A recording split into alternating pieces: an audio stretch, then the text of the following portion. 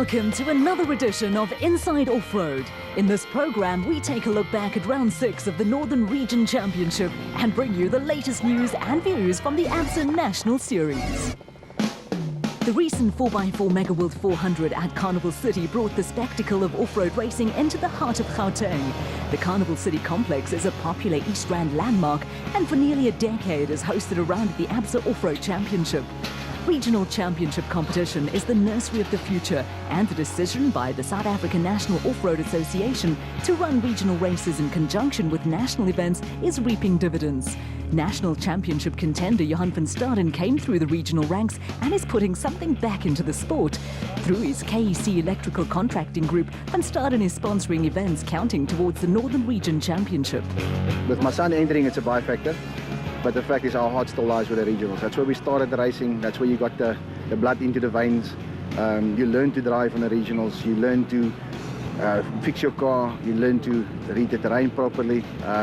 As you can see, the regional guys are all struggling. And I felt that since we got so much from the regionals, from an experience point of view, why not give back? So we started giving back last year, and this year we upped it a bit. And my son joining with Adrian Roots, we got a team that we can also watch now in the regionals to see what they're capable of. Two of the youngest competitors in the Northern Region Series are 19-year-old Adrian Roots, who has teamed up with 15-year-old Sean van Staden. My dad drove for a long while and I learned from him with doing the routes and things like that when I was younger. So I started learning from him and started driving at about the age of 6. Young Sean van Staden already had a win under his belt sitting alongside his father and was linking up with Adrian Roots for the first time. He's the driver, you should trust the driver and you should just listen to the calls, and we're just going to take it slow and get the car back into the pits. Technical skill and engineering creativity are not the sole preserve of national teams, and brothers Derek and Frans de Wit campaign a car that incorporates some radical design features. What we did here is based on an American trucky style with a diff at the back, long swing arms, engine in the front, and it's more or less like a bucky, but the whole system is designed more or less on the principle of American trucking. The DWR racing entry was designed by a third de Wit brother and relies on some American muscle in the engine compartment. It's a 3.8 Chevy engine. It's a very low kilowatt engine, but we've got a lot of Newton meter torque, so we're trying to keep the Newton meters are not there, but we're working on the torque because we're running an automatic gearbox in the car. South African off-road racing has a high profile locally and internationally, and through the Northern Region and KwaZulu-Natal Championships, new talent is being attracted to the sport. Among the newcomers are former motorcycle racer Mike Fine and Dewald Hatton. I went to one of the race meetings one day, watching the guys, looked like they were having a lot of fun. Spoke to my mate old Dewald here, he said, let's give it a try. So we thought, well, let's give it a try. By linking up with the 4x4 Mega World stable overseen by Dion Venter, rookies Mike Fine and Dewald Hatton have started off on the right foot. We found a car for sale there. We went up there, spoke to old Dion. Shame, he's been so accommodating and helped us so much with the racing and that, teaching us all the ranks, helping us. Great guys, really good team to have with us. Off-road racing vehicles don't all have to be muscle cars. Cedrian de Villiers and co-driver Dwayne Voigt successfully campaigned the smallest car in the Northern Region Series with a tiny and locally developed UTV powered by an 1100cc engine. We're racing with the smallest vehicle in the competition, but we've got the advantage that it's quite a light vehicle, so the power to weight ratio is definitely helping us. It's a small 1100 Cherry engine. We initially started with that just to experiment with it, but it's doing so well at the moment that we're going to continue for the rest of the season with it. We're busy with a new vehicle that we're building for next year, which will be based on similar principles, but completely different combination vehicle and engine ratio. After 4 wins in 5 races, the father and son team of Tony and Michael Gouveia went to Carnival City with a clear lead over veteran Gil Nel and Johan de Klerk in the Special Vehicle Championship. On the production vehicle front, there was a tight situation with Mitsubishi crew Henny Lemmer and Paul Slabbert holding a 6-point advantage over Toyota team Ian Boshoff and Mia van Wyk. Competitors in the Northern Region Championship start after the ABSA National Series teams and leave the line according to a seeding list based on previous race times. With 4 wins in 5 races, Tony and Michael Gouveia were first away from the Carnival City start, with the father and son pair followed by veteran former national champion Giel Nel and Johan de Klerk in the portable shade Zarco Light.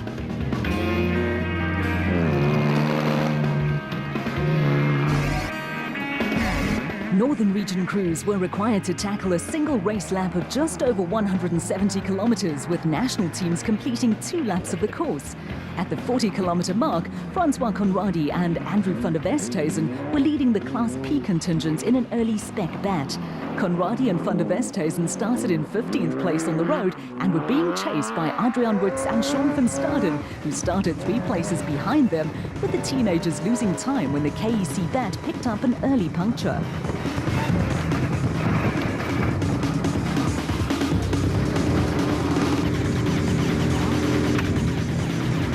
Once they were underway again, Adrian Woods and Sean van Staden set about the task of rapidly working their way through the field. The youngsters quickly built up a head of steam that was to see them catch and then overtake a string of special and production vehicles that had started ahead of them.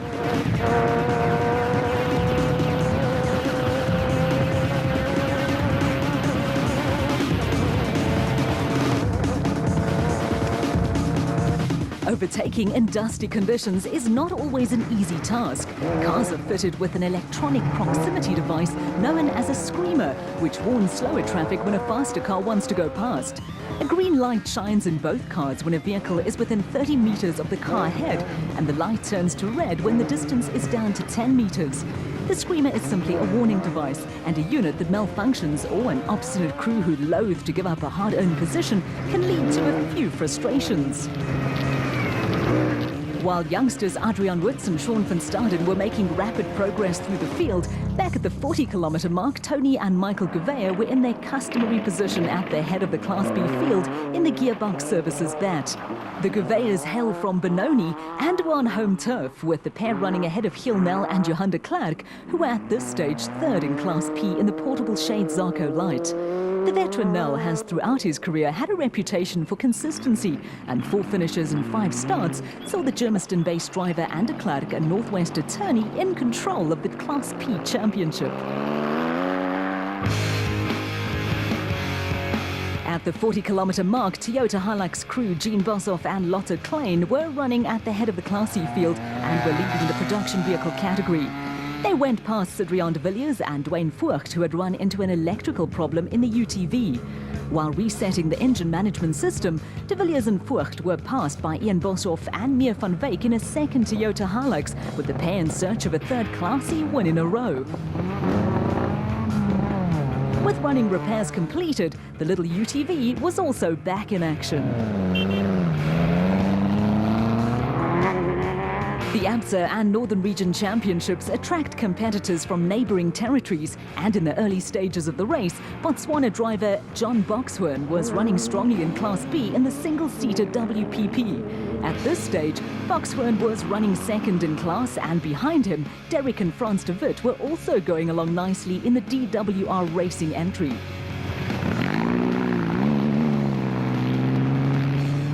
Behind the 2 special vehicles, Jaco Visser and JJ Popel were leading Class D in a Mitsubishi Colt.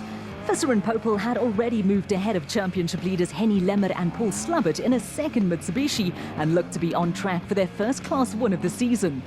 Not far behind Visser and Popel, a close battle had developed between the Sandmaster of Manny Fernandez and Joshua Haser, and the KEC Ford in the hands of Carl and Kylo Labuskachny were running 3rd in Class E behind the Boshoff Toyotas.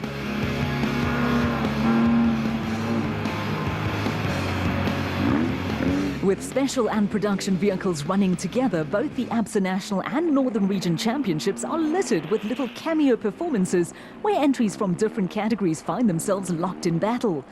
For rookies Mike Fine and Dewald Hutting, the battle was a short-lived affair.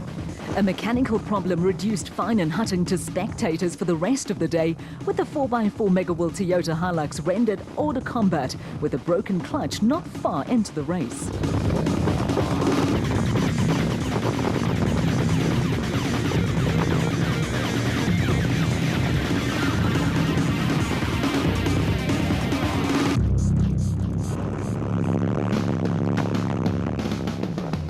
sections of what overall was a fast route opened up to allow cars to build up a head of steam. Joe Putter was flying along in the nicely turned out Raceco and was a solid fourth in Class B.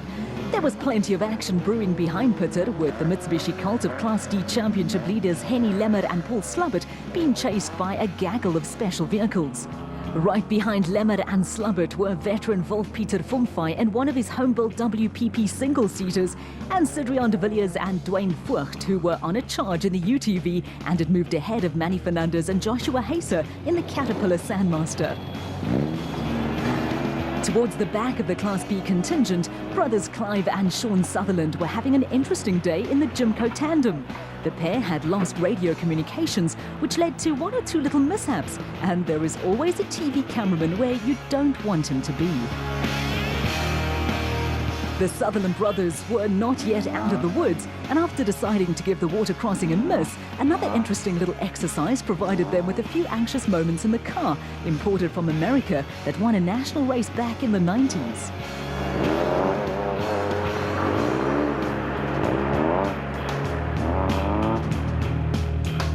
There were also problems for Rickers Prinsloo and LP Komprunk, with the Cobra Spec 1 stranded on the side of the track. An interested band of spectators had gathered around the car, but a day that started off well for the pair had turned pear-shaped, and they were also reduced to spectators with a broken side shaft. Ons het 'n dryfas gebreek. Ongelukkig het ons nou nie nuwe nie, so ja, dit is ongelukkig verby vir ons. So maar volgende keer probeer.